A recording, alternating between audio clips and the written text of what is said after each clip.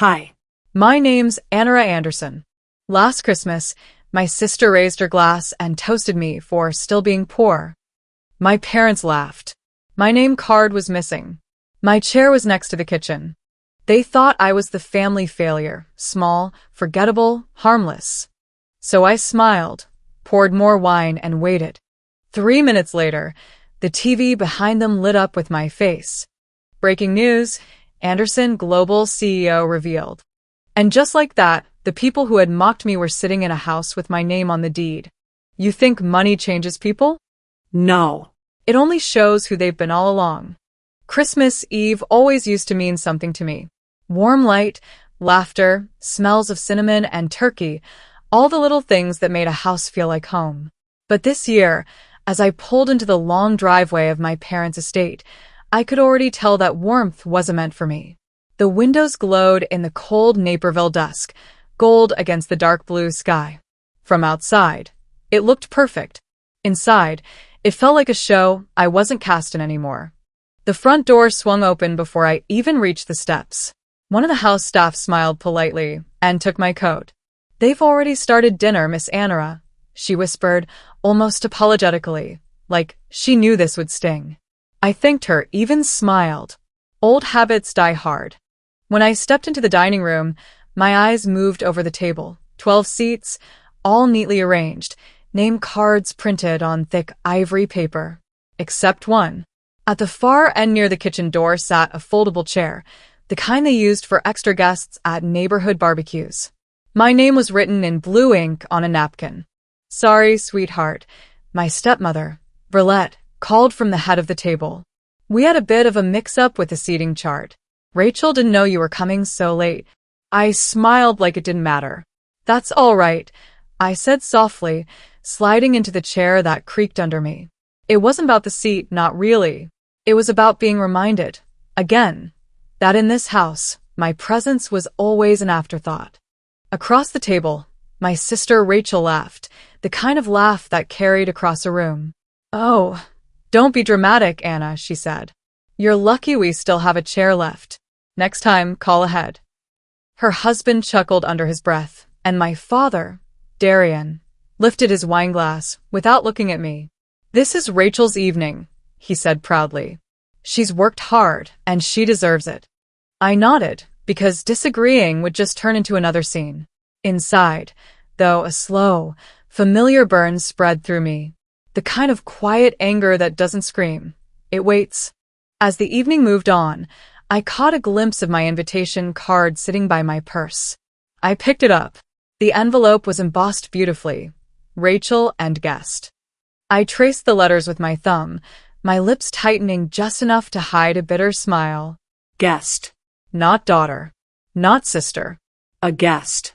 A distant aunt leaned toward me from her seat. "Oh, honey," she whispered, her tone too sweet. "You're Rachel's assistant, right? You helped her plan this, didn't you?" The words hit me harder than I expected. I blinked, forcing a laugh. "Something like that," I replied. She nodded approvingly, turning back to her salad like she'd just solved a little mystery. I took a slow sip of wine and kept my gaze down. The same thing had happened last Christmas. Back then, I'd spoken up. I told them I didn't appreciate being treated like a guest in my own family. They'd called me sensitive, told me to lighten up. This time, I just let it pass through me. Some storms weren't meant to be stopped. They were meant to be remembered. As plates clinked and conversations swelled around me, I slipped into silence. I watched my sister tell a story about her business venture, her voice theatrical, her hands moving like a performer's. Everyone listened, heads nodding, eyes full of admiration. Father leaned back, proud as ever.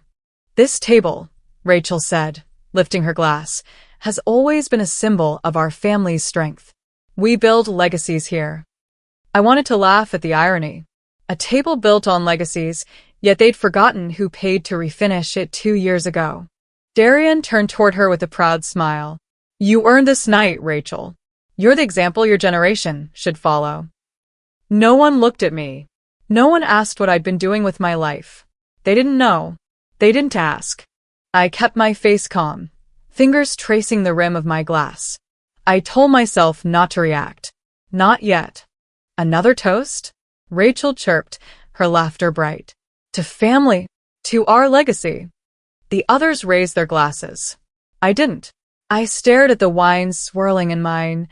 Dark, quiet, almost reflective. My pulse slowed. They thought I was small, insignificant, harmless. Maybe I'd helped them believe it too well.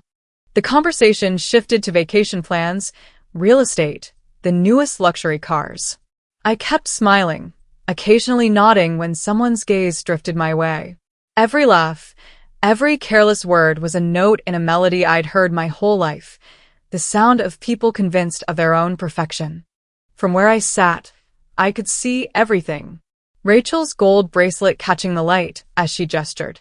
Verlette's satisfied smirk. My father's subtle nods of approval. The hierarchy of my family laid out like fine china, each piece in its proper place, except me. I let my eyes wander to the window. Outside, snow had begun to fall in slow, deliberate flakes. The world beyond the glass looked clean, untouched, nothing like the table I sat at. Someone asked me a question. I think it was about work, but I barely heard it. My thoughts were somewhere else, replaying moments from years ago. The look on my father's face when I chose to live alone, the way Rachel called my career a hobby, Verlette's endless advice about being more like my sister. Every slight, every backhanded compliment. None of it was new. The only thing that had changed was me. A waiter passed by, refilling glasses. He hesitated when he reached mine. More wine, ma'am? I glanced up, met his eyes, and smiled. Yes. Fill it. As the glass filled, I realized how strange it was to feel both invisible and completely aware. I wasn't sure which hurt more, their disregard or my own ability to predict it. Dinner carried on, but I stopped pretending to listen. I watched instead. The more they talked, the more details I noticed. The way Rachel exaggerated every success story, how father looked at her like she was the sun, how Verlette's compliments always had tiny hooks in them. It was almost entertaining, in a tragic way, like a play that had been running for too many seasons. The scent of roasted turkey and expensive perfume hung thick in the air. The candles flickered. For a brief second, I caught my reflection in the silver serving dome at the center of the table. My face looked calm, maybe too calm. Inside, I was cataloging, storing every word, every gesture, every look. They'd trained me to stay quiet. What they didn't realize was that quiet doesn't mean powerless. Quiet people remember everything. Rachel raised her glass again, laughing. To another year of success, she shouted. To success, the table echoed. I lifted my own glass a little higher, meeting my reflection in the dark red wine. To remembering, I whispered. No one heard me. From where I sat at that folding chair near the kitchen door, I could see them all, laughing, celebrating, performing. They didn't look my way once. Not once. And that was fine. Because while they were celebrating, I was observing. As I sipped the wine they poured for themselves, I knew the next move was mine. Dinner carried on like nothing had happened.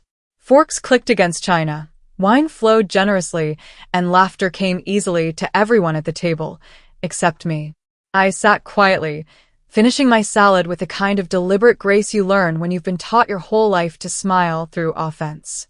That was the mask I wore best, calm, observant, unbothered. Rachel stood up, wine glass in hand, a glint of practiced charisma flashing across her face. Can I say something real quick? She chirped, voice just loud enough to command attention. Everyone turned as they always did. My father leaned back, already grinning like he knew she was about to say something iconic. To another year of wins, Rachel said brightly, and to our baby sister Anara, who proves you can be poor and still show up looking fabulous. The room erupted. Verlette gasped like it was the funniest thing she'd ever heard. A couple of our cousins let out high-pitched laughs. Even Darian chuckled and raised his glass. We all have our strengths, he added with a wink. Some of us just haven't found them yet. I smiled. Not because it was funny, but because I'd mastered the art of not flinching. My hand didn't shake, my lips didn't twitch. But my grip on the stem of that wineglass? Steady as a surgeon's and twice as sharp in intention. Rachel slid back into her seat with that same smugness she's worn since we were teenagers, the kind that said, "I win again." It was her trademark. Not success. Not grace. Just performance. I raised my glass and nodded in her direction. "To showing up," I said softly. No one heard me. Not really. But that was okay. They never did. And yet, I wasn't the same girl they used to mock at these dinners. I'd outgrown the need to defend myself. Now, I simply watched. I watched, and I remembered. Because that's what quiet people do. We remember. Like the time I gifted Rachel a genuine Hermes wallet for her birthday, and she turned around and told everyone it was from Dad. Or the year I made apple pie from scratch, just like Mom used to, and Verlette took it, replated it, and presented it as if she'd picked it up from some upscale bakery. "You've always been a little dramatic, Anara," they'd say, whenever I dared to speak up. "Don't be so sensitive." So I stopped. I stopped asking to be included. I stopped clarifying the truth. I just let them talk. Let them build this version of the family that only ever had room for 2 stars, Rachel and Darian. I shifted in my chair, my eyes drifting around the table. Rachel's new engagement ring glittered, but I could tell from the way it caught the light, it wasn't real. Cubic zirconia, maybe. Definitely not Tiffany's. Her dress? Last season, possibly borrowed. She knew how to sell the image. But that's all it was, image. From across the table, a guest leaned toward Darian. "So proud of your daughters," he said with a smile. "It's clear who the trailblazer is, though." Darian grinned, clinking glasses with Rachel. "She's always been ambitious." I looked down at my plate. My napkin still had my name scribbled in pen, crumpled at the corner like it had been an afterthought. Just like me. And yet, something in me clicked.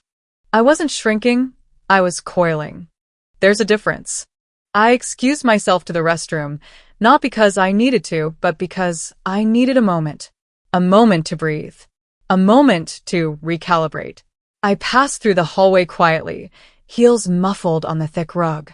In the powder room, I stared at myself in the mirror. My makeup hadn't moved. My lipstick still perfect. My reflection unbothered. But behind the eyes? Fire. I pulled out my phone, checked the time. 6:19 p.m. Notifications buzzed, emails, market alerts, 2 encrypted messages from my legal team. One read, "Final signature cleared. Media alert queued." The other, "Your approval for public release still pending." I tapped hold for 30. Then locked the screen.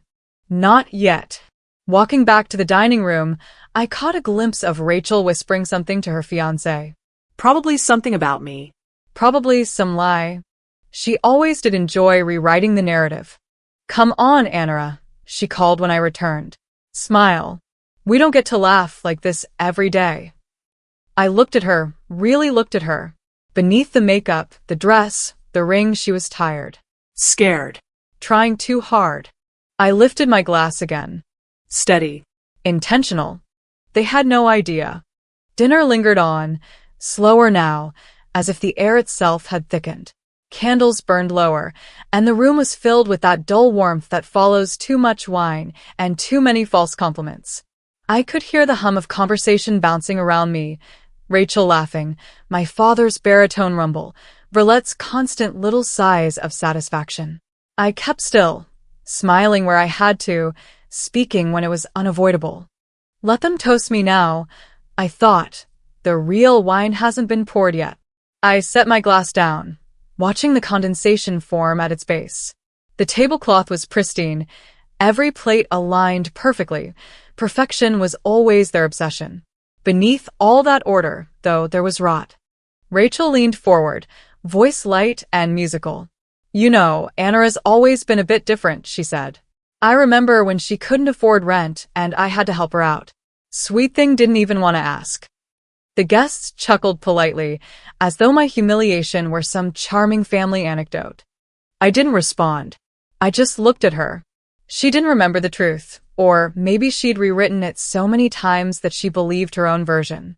In reality, it was me who had saved her. I was 26 then, just beginning to find my footing when she called crying at midnight. Her credit cards were maxed out, her business in free fall. "I just need a bridge loan," she'd said. I wired the money without hesitation. No questions. Family first, right? 2 months later, she posted a picture on social media, new car, new designer bag, with a caption about how hard work pays off. She never mentioned me, never paid me back. Family first, I'd repeated to myself then. Tonight, it sounded more like a curse than a value. My father's voice cut through the laughter. "I'm just proud that Rachel has finally taken ownership of this home, of her life." He raised his glass, smiling proudly at her. "She's earned every bit of it." The table clapped lightly, glasses clinking again. I didn't join in. This home. I looked around. The chandeliers that I'd commissioned. The polished wood floor I'd paid to have restored. Even the artwork, mine.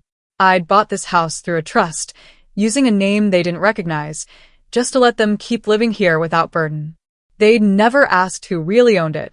They never asked questions when they liked the answers. I took another slow sip of wine, letting the bitterness sit on my tongue. In my head, I was back in my lawyer's office 5 years ago. He was an older man, gentle voice, cautious eyes. "You're sure you want this in your name only?" he'd asked. "You know what they'll assume." "Yes," I said. "Let them." Mom was still alive then, fragile, quiet, caught between us. I didn't want another fight over inheritance, over who deserved what.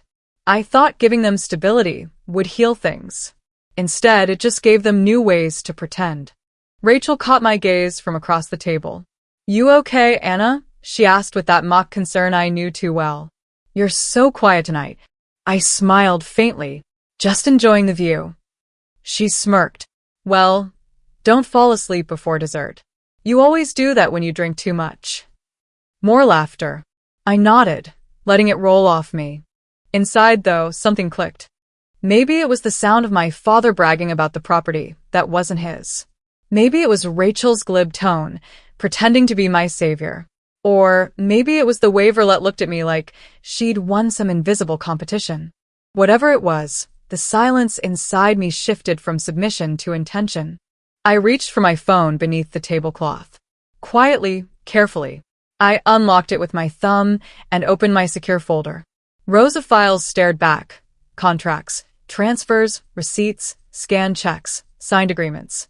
Every truth they'd buried, I had kept. I tapped on one document, the property deed. My name, clear and irrefutable. I hadn't planned to use it tonight. I wanted to keep peace, as I always had. But peace, I realized, only worked if both sides wanted it. I pressed my lips together and set the phone face down beside my plate. Not yet, but soon. Someone cracked a joke about politics, and laughter filled the room again. I felt detached from it, like watching a scene through glass. I wasn't angry anymore. I was awake. The clock on the wall ticked past 7. The wine bottles emptied faster. The smell of roast and sugar hung heavy. Rachel's fiancé began retelling one of her success stories, the one where she supposedly saved the family home after my father's retirement. The story they told about this house had changed over the years. In their version, Rachel stepped up when no one else would. She found the funding, took on the mortgage, saved the legacy. In the real version, she called me crying again, and I wrote another check. Funny thing about family legends, they grow around lies like vines around a fence. They look lush from the outside, but they choke everything real. Isn't it amazing? Verlet said, placing her hand on Rachel's arm. How everything worked out in the end. Yes, I said, voice steady. It's incredible what a signature can do. She smiled, not catching the edge in my tone. The conversation drifted toward vacations. I tuned it out, scrolling through my files one more time, double-checking. I'd stored backups on multiple drives, encrypted with different passwords. They'd called me paranoid once. Now it felt prophetic. I set my phone back down and glanced at Rachel again.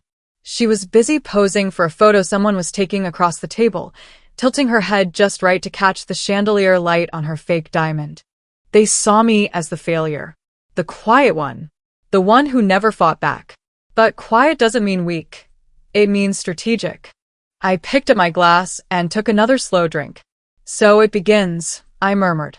Darian laughed at something I didn't hear. The others followed. The sound barely reached me. The world outside the window was dark now, the snow thick and steady. The reflection of the table shimmered faintly against the glass. For a moment, I saw two versions of us, the family they pretended to be, and the truth sitting right beside it, waiting to surface. While they joked about vacations and market trends, I opened my messaging app under the table and typed a single note to my assistant. Ready file. House transfer agreement. Timestamp 7:20 p.m. I hit send. This time, they wouldn't rewrite the story, not while I still had the pen. When the laughter swelled again, it was the kind that fills any room and leaves a hollow in the middle. People were talking about winter travel plans, about which new restaurant had the best goose, about a developer's gala next month. I listened, because that's what you do when you're trying to learn the contour of a room. You listen to where jokes land, where compliments are tossed, and who laughs the loudest. Tonight, they were passing the praise like platters across a table, and I was the dish they never served. Mireia was handed a package wrapped in red paper with a gold ribbon. Her small face lit up in a way that pulled at something inside me, an old tenderness that hadn't dulled. She tore into the paper and pulled out the French language kit and the thin stack of classic novels I'd picked out weeks ago, imagining the way she'd hold those books and not the devices everyone else seemed to live inside. Auntie Anara, she squealed, hugging the box to her chest. Merci. Before Mireia could look up to thank me, Rachel reached across and kissed the child on the head, the way stage mothers do for the camera. Oh, sweetheart, Andy just brought them over because she's so thoughtful, Rachel said, and her smile was wide enough to be seen from the living room. The room dissolved into the polite noises of approval. How nice, someone murmured. So generous. I felt the heat in my face. Not from shame, no. From the odd, blunt ache when something you gave is stolen in front of you and credited to someone else. I could correct them. I could stand up and say, I bought that. I could make a scene and have everyone look where I wanted them to look. Instead, I lifted my phone and recorded. Quietly. The device was a thin black rectangle, almost invisible in my hand.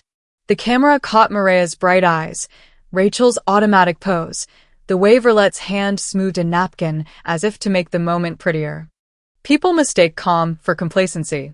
They never appreciate the kind of work it takes to stay composed. I have been patient because information is an asset. A recorded clip is a little ledger. A ledger can become a line in a file. And files can make the polite world undo itself. Later, after the cake was cut and the children shuffled to the corner to play, a guest passed a glossy magazine around. The headline read loud as a billboard, Rachel Anderson, the force behind city revitalization. The profile was flattering and glib, peppered with phrases about vision and tireless leadership. There were glossy images of a storefront refurbishment with Rachel's smiling face in front of a group of suited men. I traced the edge of the paper with my thumb. The pictures showed a brick building with a new awning and a crowd that looked proud. The caption claimed Rachel's company negotiated the redevelopment, and local officials even praised her hands-on involvement. I knew the building. I'd signed the redevelopment papers. I'd wired the earnest money. I'd sat in meetings at 3 a.m. to push the permits through. 2 years ago, I bought that property through a subsidiary, carefully arranged so the family would have what they needed without turning it into a spectacle. When Verlette leaned over to comment saying, "Isn't it wonderful how these things fall into place when someone steps up?" I felt the edges of old wounds flare. I didn't speak. Instead, I opened the press database on my phone under the table. My secure folder held scanned permits, original emails from the city, and the invoice from the contractor who had refinished the facade. Every line item was there, each name, each stamp. Who signed the building permit on that property? I asked casually across the table, watching Rachel's hands for the twitch that often precedes a fib. She blinked. For a fraction of a second, she looked like a child caught with a hand in a jar. Then she smiled, the practiced smile of someone who had rehearsed rescue lines. "Oh, I have some great assistants," she said. Her voice tried to be light, as if she'd made a joke and succeeded. "So do I said, and I let the words sit between us. No one expected that little exchange to carry weight, but it did. It peeled away a layer of the narrative they'd been spinning. People in the room glanced at each other, not sure why their small certainties felt suddenly off. It isn't always dramatic when a mask slips. Sometimes a mask simply tilts, revealing the nose behind it. The effect is quiet and brutal. After that, a cousin asked a question about the local paper's profile. Did Rachel really negotiate with city council? I answered, short, factual. There was a meeting on April 4th. I have the minutes. I didn't flaunt the documents. I just made the claim plainly, and the plainness forced a choice. Believe the anecdote or consider the ledger. That night, everyone assumed I would stay invisible. Not because I wanted to be unseen, but because they had always conditioned themselves to ignore what was inconvenient. They didn't check receipts. They didn't follow contracts. They relied on stories because stories are more flattering to tell at cocktail parties. A plate crashed in the kitchen. Someone had knocked a serving dish while carrying it away. The sound sliced across the conversation and pulled at the room's edges. I used the moment to stand, to cross the room with a casual gait and retrieve the magazine that featured Rachel. As I did, a hush passed over the table, as if I had interrupted a sacred ritual. "Anara," Darian said, eyebrows caught in a puzzled arch, "are you?" "Yes," I replied. "I'm here." I set the magazine on the center of the table and placed my phone face up beside it. "I like to keep records," I said. "Sometimes stories need a little balance." Rachel's flush deepened to shade. Her fiancé, who had been animatedly retelling a version of events, fell silent. Verlette folded her hands in that way she used when preparing to deliver a sermon. Gentle, assumed righteous. "Why don't we give credit where it's due?" I continued. "If we're celebrating this house, then let's not mistake a headline for evidence." The room stiffened. Someone cleared their throat.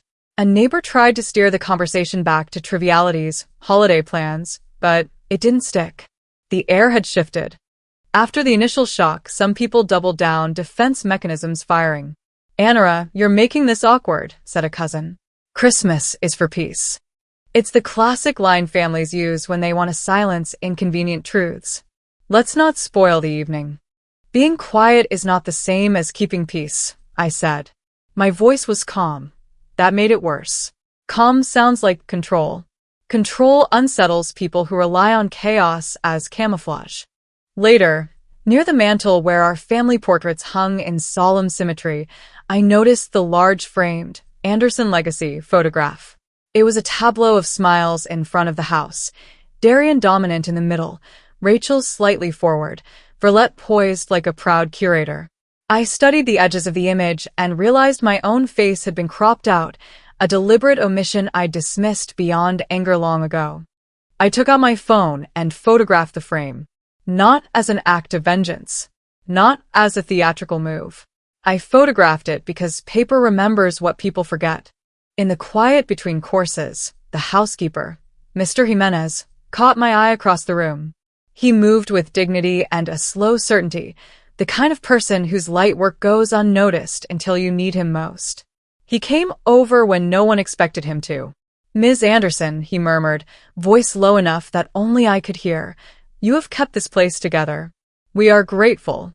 His words were small, but in a room full of grand statements, they felt more real than any toast. I nodded. Gratitude from the people who do the work means more than applause from those who pretend. It's also a reminder. Real stewardship looks after people, not images. As the evening wound on, the mood in the room changed into a brittle kind of civility. People smiled, but their smiles had new creases they didn't like. I'd not yelled. I hadn't flung papers across the table. I'd spoken plainly, offered a reference to facts instead of opinion. That's a strategic move. You don't create a spectacle. You create stability, and then let the instability of others become obvious. When I returned to my seat, I placed the magazine and my phone where they could be seen. The soft glow from the candles cast familiar shadows, but now they felt different, cleaner, somehow. I sat down, folded my hands on my lap, and allowed the hum of the gathering to continue around me. It was no longer just people talking. It was people adjusting to a new fact. If silence had once been my refuge, it was no longer a shelter. It was a tool I used deliberately. I had recorded a moment, made a claim, and shown a photograph. These were small actions, but they would assemble into a shape they couldn't ignore. From the corner of my eye, I watched Rachel's expression tighten. She was still smiling, but the smile trembled, as if in worry for the first time in years. That twitch was enough. If silence was power, then I had just taken my first step toward war. The scent of cinnamon and scorched sugar lingered after dessert, thickening in the air with every passing second. I stayed seated, my fingers tapping lightly against the stem of my wineglass, watching the flicker of candlelight play off its curve. Around the table, people leaned back in their chairs, loosening belts, unbuttoning jackets, settling into the kind of post-meal comfort that invited nostalgia. That's when Darien cleared his throat. It was the annual cue. "Before we get too sleepy," he began, raising his glass once more, "let's honor the woman who held this family together with more strength than any of us ever acknowledged in time." He looked toward Rachel. I stood up. "If I may," I said gently, not loudly, not with force. Just enough to be heard. Every fork dropped midair. Rachel blinked. Darian's smile stiffened like something made of wax. Verlette tilted her head with the softness of someone already rehearsing a rebuttal. "That's very sweet, Anara," Verlette said, waving one manicured hand. "But let's not change what's always been. Rachel's done this every year since your mother passed. It's tradition." My breath lodged in my chest, like someone had pressed a thumb against it. I looked at her.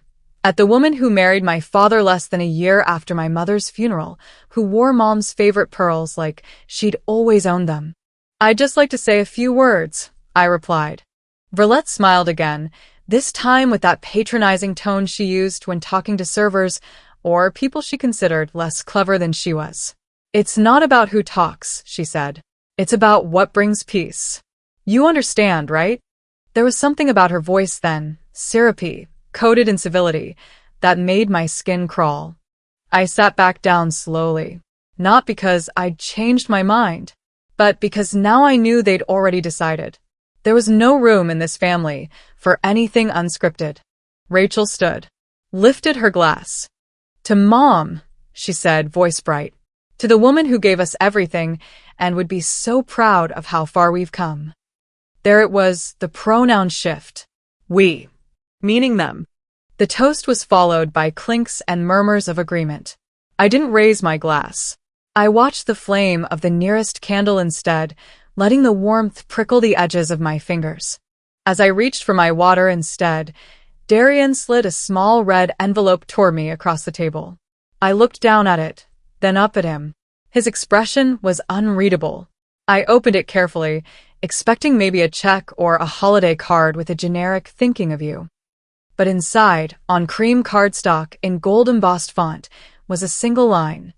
"To Rachel, the daughter who keeps our family together. Merry Christmas." Nothing else. Not even my name. I wasn't mentioned. Not even in a copied gesture of goodwill. My fingers tightened around the envelope. "Isn't it lovely?" Verlette asked. Darien had it printed custom. He thought it would be meaningful. "Oh, it is," I said, voice even. I turned to the candle closest to me. The flame was small but steady. I brought the envelope toward it. Not dramatically, not with flair. Just a simple, deliberate motion. The corner caught quickly, curling black and then orange. I held it until it was mostly consumed, then placed the charred remains in the dish of the candle holder. Nobody moved. Nobody breathed. Rachel's jaw shifted. That was uncalled for. "No," I said calmly. "What's uncalled for is pretending this house has more than one daughter." Verlette straightened. "Anara, this is not the time.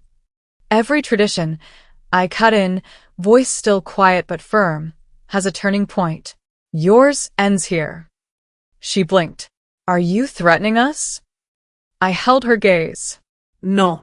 I'm informing you. Warnings are a courtesy. The room rippled.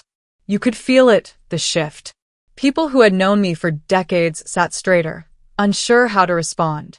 One uncle whispered to his wife, "She's never spoken like this before." Rachel laughed nervously. "Ignore her. She's always been dramatic. Remember that time in high school she cried over not making the debate team?" Someone laughed. Someone else didn't. I said nothing. Silence wasn't weakness now, it was weight. It filled the room like smoke. Verlet picked up her wineglass with trembling fingers. Darien remained quiet, his lips a thin line. Even Rachel didn't have the same shine she usually did. Her voice faltered when she tried to joke about someone's travel plans. The tone had shifted. I had cracked the veneer. And I was just getting started.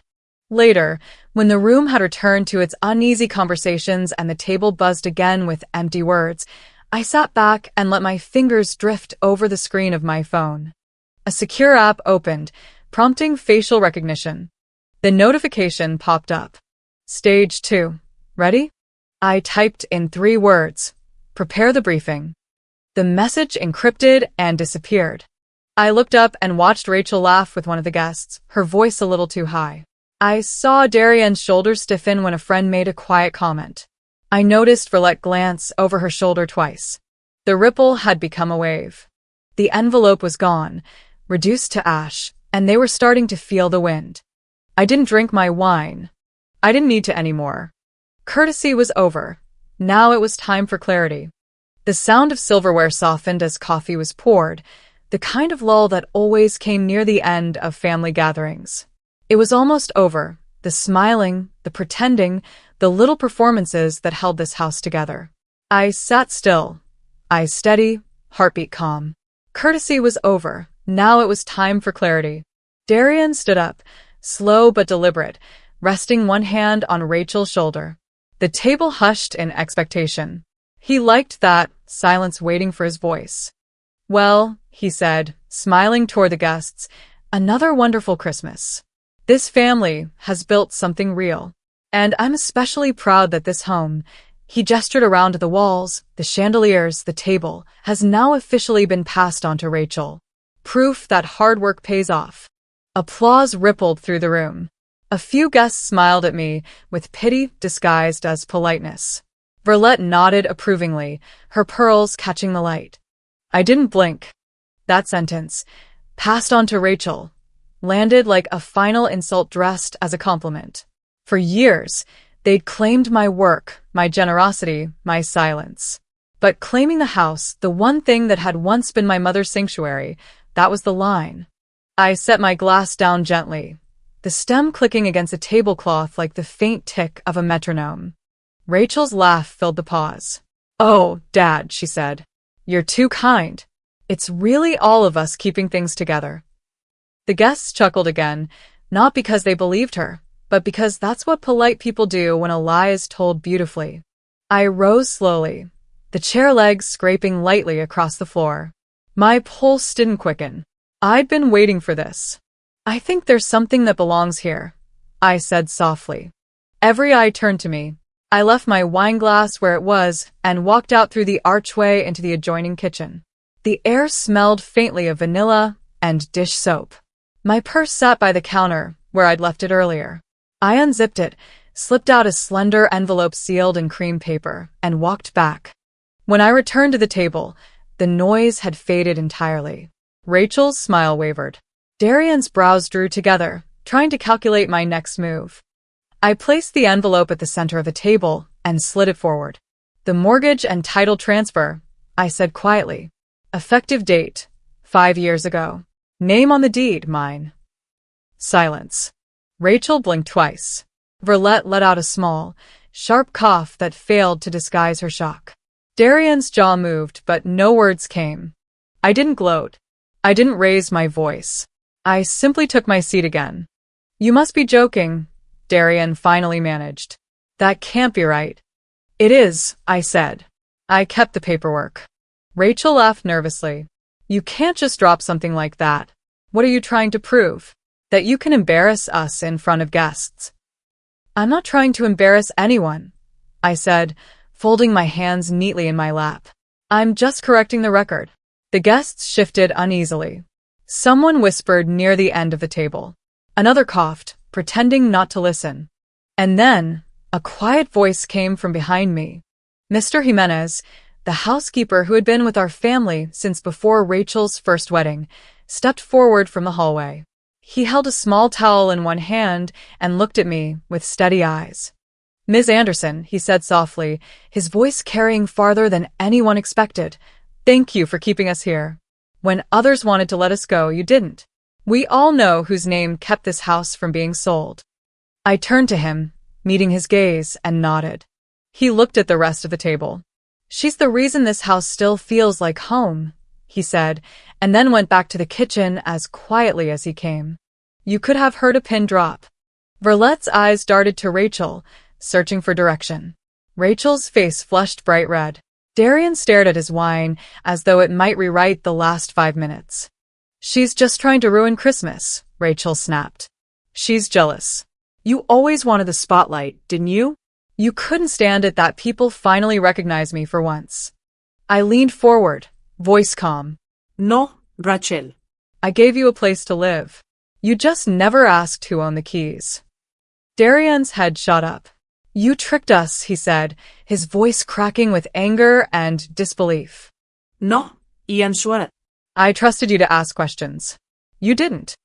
Why didn't you say something before? Verlette demanded. Because you were happier with your version of the story, I replied. And I was tired of rewriting mine. The conversation fractured into murmurs, whispers, and the clatter of utensils hastily set down. A guest near the end of the table cleared his throat. Well, he said awkwardly, that's certainly news. Darian stood halfway, then sat again. Rachel's hand shook as she reached for her glass, but didn't drink. I stayed where I was, perfectly still. The envelope remained on the table, a small, unassuming thing, but heavy as truth. For a long moment, no one spoke. Then Rachel muttered, You'll regret this. I already did, I said simply. That's why we're here. Verlette's tone softened to that faux reasonable cadence she used when she felt control slipping. We could have handled this privately, Anara. Family matters don't belong in public. Then you shouldn't have made a show of stealing what wasn't yours, I said. The sting in my words didn't come from volume. It came from precision. Each one landed where it was meant to.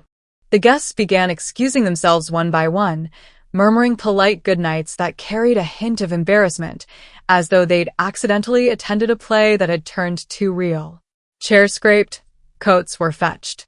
By the time the last guest stepped out, only the 4 of us remained. Rachel glared at me. You've ruined everything. You think this makes you look powerful? I shook my head. No. Just honest. Darian opened his mouth, then closed it again. I could almost see the calculation behind his eyes, the way pride battled with the realization that I'd outmaneuvered him with nothing more than paper. Finally, he said, So what now? Nothing, I answered. The truth stands on its own. I rose from my chair. My movements were deliberate, slow, unhurried. I gathered my purse from the side counter and glanced back at the table. The documents lay there, untouched, surrounded by candlelight. I didn't need to raise my voice. The paper said everything I'd never been allowed to say. As I turned toward the doorway, Mr. Jimenez reappeared, holding my coat. Ms. Anderson, he said, handing it to me. It's cold outside. Thank you, I said softly. Behind me, I heard Rachel's voice, small now, stripped of its confidence. Dad, what do we do? Darian didn't answer. I walked toward the foyer, the murmur of their confusion fading behind me. The night air slipped through the open door, crisp and clean. They wanted silence. What they got was structure and signatures. The echo of closing doors and shifting feet hadn't faded before another sound broke the air, the soft hum of electronics. The flat screen in the dining room flickered, the screen lighting up against the polished silver and wine glasses still trembling on the table. For a second, I thought someone had leaned against the remote. Then a headline scrolled across the bottom. Breaking news. Anderson Global. Billionaire CEO finally revealed tonight. Every head turned toward the television. My face appeared there, clear as day. Navy suit, hair pinned back, shaking hands with the Prime Minister of Singapore. The image was crisp, official, impossible to mistake. Darian's wineglass slipped from his hand, shattering against the marble. Rachel's breath caught. Verlette pressed her fingers to her lips. "That's not," Rachel stammered. "That's not. What is this?" The reporter's voice filled the room. Sources confirm that Anara Anderson, previously thought to be a mid-level financial advisor, is, in fact, the majority shareholder and acting CEO of Anderson Global, a private investment firm with over $30 billion in managed assets. The words rolled over them like thunder, flattening the air. The guests, those who hadn't fled yet, looked between me and the screen as if watching two versions of the same person. Rachel shook her head, whispering to no one in particular. "That can't be real. It's Photoshop. It has to be." I said nothing. Silence carried more truth than their voices ever had. The reporter continued. The revelation follows months of speculation about the anonymous leadership behind Anderson Global's international acquisitions.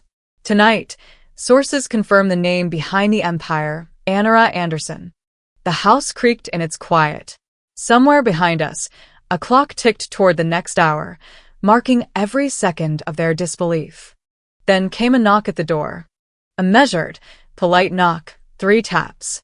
Not loud, but enough to snap everyone's attention away from the screen. Darian's voice, suddenly brittle, cut through the air. "Who on earth?" Before he could finish, the butler appeared in the doorway. "Ms. Anderson," he said, his tone strangely formal now, "a woman is here to see you. She says she's expected." Rachel's eyes widened. Expected? For what? Before anyone could respond, a woman stepped inside, tall, composed, dressed in a dark suit. A laminated press badge hung around her neck. She nodded courteously to the room, her professionalism slicing through the tension like a clean blade. "Apologies for the interruption," she said. "I'm Dana Collins with Channel 8. Is Ms. Anara Anderson available for a scheduled interview?" The silence thickened. Darian's face drained of color. "We're in the middle of a family event," he said, his voice sharp. Dana smiled politely. "Your daughter's communications team told us this would be the best time. Post-announcement." She turned to me, eyes steady. "Your team said you'd be ready." The words hung there, heavy and undeniable. Rachel's mouth opened, then closed. Verlette looked between us, searching for something that could still make sense. I stood up. "Let's do it in the front parlor," I said calmly. "I think we've said enough here." I pushed my chair back, the sound low and final. Walking past Rachel, I saw her hand trembling where it rested on the tablecloth. She couldn't even look up. You lied to all of us," she whispered. I stopped and looked at her, meeting her eyes. No, Rachel. "You just never listened." Her jaw trembled. Darian muttered something about betrayal, but I didn't hear him clearly. It all sounded distant now, like static. As I stepped out of the dining room, the glow from the television followed me down the hall. My own image, replayed again and again, reflecting off the marble floor like a ghost I no longer needed to hide. The parlor smelled faintly of pine and candle wax. Dana set her camera bag on the floor and adjusted her mic. "We can keep this short," she said. "The network's running the feature overnight." "That's fine," I answered, glancing toward the doorway where shadows lingered, my family, half hidden, still listening. Dana glanced at them too, then back to me. "You knew this would be a shock to them." "Shock is what happens," I said, "when truth arrives uninvited." She nodded, pressing the record button. The red light blinked. "Ms. Anderson, the world now knows your name. Why reveal it tonight?" I smiled slightly. "Because sometimes silence protects the wrong people." She smiled back, a flicker of understanding passing between us, the kind shared by two professionals who know timing is everything. The questions flowed about global markets, philanthropic partnerships, mergers. My answers were steady, practiced but sincere. As I spoke, I could sense the faint buzz of movement behind me in the hall. Rachel pacing, Darian whispering, Verlet muttering prayers that wouldn't help her. When the interview ended, Dana shook my hand. "You'll want to check your phone," she said quietly. "It's already trending. Congratulations, Ms. Anderson." Her words felt less like flattery and more like acknowledgement, the kind of respect that comes when the mask finally drops and the truth stands tall. She packed up her camera and walked toward the door. As she passed Darian, she gave a polite nod. He didn't return it. I lingered for a moment longer, looking back at the dining room. The scene was frozen, the plates untouched, the candles burning low. Rachel sat in her chair, elbows on the table, staring at nothing. Verlet's lips moved silently, rehearsing excuses. Darian stood at the head of the table like a man stripped of his script. For once, the house was quiet for reasons that had nothing to do with obedience. I walked past them, pausing just at the threshold. "You should eat," I said gently. "The food's getting cold." Rachel turned toward me, her eyes glassy. "You always thought you were better than us." "No," I said. "I just stopped pretending I wasn't." Her breath caught, but I didn't wait for a response. As I walked with Dana toward the door, the faint click of her heels echoed in rhythm with mine. The winter air outside waited, cold and unbothered by what had just happened inside those walls. Through the wide windows, the TV still played, looping the same headline over and over. Billionaire CEO revealed, Anderson Global enters new era. The reflection of my family flickered beneath it, small, shaken, suddenly unsure of their own reality. And for the first time in years, I realized something. The last laugh doesn't have to be loud. Sometimes it's just the sound of truth playing on repeat. They thought they'd seen the worst of it, but I hadn't even opened the file yet. When I returned to the parlor, the scent of evergreen and wax seemed stronger than before, or maybe my senses had sharpened. The lights had dimmed slightly, but the tension in the house was glowing. Dana, the reporter, stood by the fireplace, reviewing her notes. Her team had set up a soft light facing the sofa. I nodded at her to begin. "Ms. Anderson," she said as the camera started rolling, "can you confirm your role in the recent acquisition of 4 national banks?" I didn't hesitate. "Yes," I said plainly. Anderson Global began its North American expansion 3 years ago. Tonight's announcements finalized those efforts. Back in the dining room, the television showed everything live. My name, my voice, my truth, playing on the same screen where they'd once watched holiday specials and football games. The family who had erased me now couldn't look away.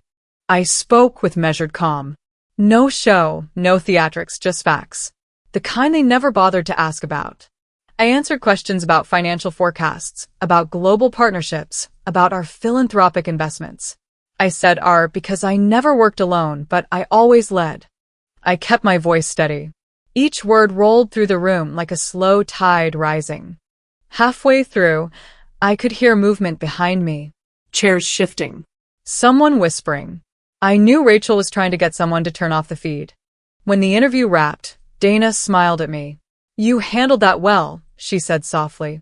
I gave a small nod. It was overdue. Then I turned back to the dining room. My heels clicked slowly across the hardwood floor.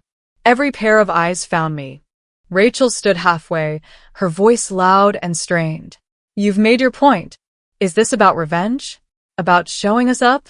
I carried a slim black folder under my arm, sleek, unbranded, the kind that didn't look like much until it was opened. "No," I said. "This is about accountability." I set the folder on the table and opened it, one item at a time. "Here's the deed to the property on 15th and Jefferson," I said, laying it down. "Purchased under Anderson Holdings." A pause. I placed another. "These are corporate filings. Mergers finalized under subsidiaries managed through silent partners. You'll see my name on all of them." Next, a bank statement. "This is the Capital Reserve account. Yes, it exists. And no, it's not imaginary." And finally, what I'd saved for last, a copy of the NDA. The one Rachel signed and violated 5 years ago when she tried to leverage my name for a failed deal. Her face turned pale. "I told you not to bring that up," she whispered. "You told me a lot of things," I replied. None of them were true. Silence blanketed the table. Verlette folded her napkin with mechanical precision. Darienne's eyes darted across the documents like they might rearrange themselves if he stared long enough. Then the front door opened again. It was Thomas Bennett, an executive I'd worked with in Zurich. He had arrived late, due to a delayed flight. He walked in with a relaxed smile, spotted Rachel first, and reached out a hand. "It's so great to finally meet the CEO of Anderson Global," he said warmly. Rachel blinked, mouth open. "I know, I'm not." I stepped forward, offering my hand instead. "That would be me," I said. Thomas froze mid-motion. "Oh," he said, then quickly corrected himself. "Of course. My apologies." He looked genuinely embarrassed, but I wasn't. I was done apologizing for their assumptions. I led him briefly into the next room, thanked him for coming, and arranged for a car to take him to his hotel. When I returned, no one at the table spoke. I walked back to the head, pulled another folder from my purse, and laid it down beside the others. "These are signed terminations," I said, "for all holdings and accounts that were previously managed through family names." Rachel gasped. Verlette clutched the edge of the table. Darienne leaned forward. "You're cutting us off?" "I'm ending the pretense," I said. "The stories. The theft. The lies." Verlette's voice dropped to a whisper. "You've destroyed this family." I met her gaze, unflinching. "You destroyed it the day you decided I didn't belong in it." That broke something. I could see it. Not in tears, there were none, but in the way Rachel slumped in her chair, the way Verlette finally stopped pretending to smile. Darienne stood, walking toward me. "This is punishment," he said. "You think this makes you powerful? It makes you cruel." "No," I said. "It makes me clean." The words landed, heavy and final. I turned to the few remaining guests, business associates, old friends, one cousin who had stayed silent all night. "Thank you for coming," I said simply. This Christmas, the truth finally got a seat at the table. And with that, I turned toward the hallway. I picked up my coat, then reached for the small folded paper Mireia had given me earlier, a child's drawing of our family. She had drawn everyone. Darienne, Verlette, Rachel, even the dog. But in the middle, slightly bigger than the others, was a stick figure labeled Antiana. I held on to that as I walked toward the door. Not for proof. Not for pride. But because for the first time in years, someone in that house had put me at the center. Even if it was just crayons and innocence, it was more honest than anything that had come before. But even as I walked away, the part they'd never understand was what it cost me to win. The air outside bit through my coat, but I barely felt it. Snow drifted lazily down the long driveway, coating the hedges and the fountain that hadn't run since autumn. My shoes crunched softly with each step. Behind me, the house stood still, silent now, stripped of its laughter and lies. The windows glowed faintly, flickering with candlelight like a heartbeat that hadn't realized the body was already gone. The driver stepped forward and opened the car door. "Evening, Ms. Anderson." His tone was careful, respectful, like someone who'd seen too much and knew not to ask questions. "Thank you," I said. I didn't look back. As I slid into the back seat, the warmth of the car wrapped around me, fogging the windows. The city lights shimmered faintly in the distance, a promise of anonymity. I sat there for a moment, not speaking, not moving, my fingers resting on the folded drawing in my hand. I thought about what had just happened. I'd spent years thinking I wanted justice. But that word had always been too sharp, too public. What I really wanted was peace. Yet peace doesn't come from silence, not when your truth is buried under everyone else's performance. It took me a long time to understand that. Tonight, I didn't win a war. I simply stopped fighting one that was never mine to begin with. Outside the car window, the street lamps blurred into streaks of gold as we drove toward the main road. I let the rhythm of the tires lull my thoughts into place. When I finally opened the folded drawing, the paper was creased from being held too tightly. It was a child sketch, simple lines in bright crayon.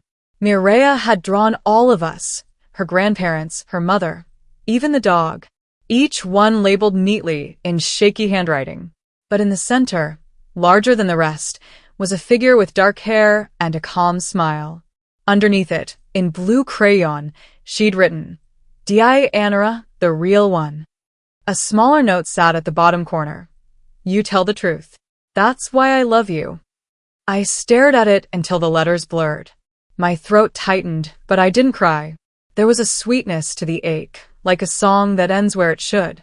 "That's enough," I whispered to myself. I pulled out my phone. Dozens of messages glowed on the screen. Reporters, partners, congratulatory texts, offers for interviews. I scrolled past them all until I found the thread from my assistant.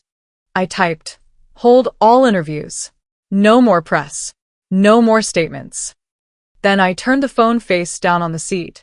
It buzzed a few more times before it went still. The driver glanced at me in the rearview mirror. "Back to the city, ma'am?" "Yes," I said quietly. "Take the scenic route." We passed through downtown Naperville first, the shop windows glowing with tinsel and lights, people walking arm in arm, carrying paper bags and leftover joy. I'd once thought those little displays of normalcy were things I'd never have again. But maybe peace looked different than I'd imagined. Maybe it wasn't about belonging, it was about choosing when to leave. By the time we reached Chicago, the night sky had deepened into a shade of blue that almost swallowed the skyline. My penthouse was quiet when I entered. The floor-to-ceiling windows framed the city perfectly, the skyscrapers glittering against the snow like glass towers floating on air. I took off my coat and laid Mireia's drawing on my desk beside a framed photograph of my mother. It was one of the few pictures that had survived all the family's recurated albums. She was laughing in it, her eyes bright, her hands dusted with flour from baking. Every time I looked at that photo, I remembered what warmth used to feel like. I poured myself a small glass of wine and sat by the window. The reflection of the city lights flickered across the surface of the glass, turning it gold. For a long while, I didn't think about Rachel or Darian or Verlette. I thought about my mother, how she used to say, "Truth is quiet work, Anna. You don't shout it, you live it." I had shouted enough without raising my voice. Tonight, the truth didn't need volume. It just needed space to breathe. My phone buzzed again, another message. I turned it over. It was from an unknown number.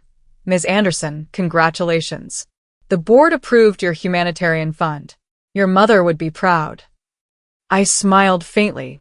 That was the only approval I'd ever needed. I stood, walked to my desk, and pulled an envelope from the drawer.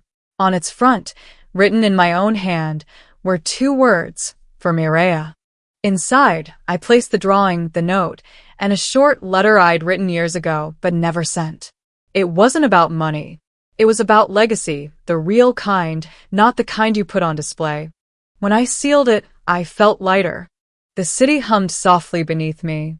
Somewhere, in that big old house miles away, my family would still be sitting in silence, trying to make sense of the new world they'd just been forced to live in. Maybe they'd blame me for it forever. Maybe they'd never speak to me again. That was fine. I wasn't angry anymore. I had told the truth, and for the first time, it had stayed standing. I walked back to the window, sipping the last of the wine.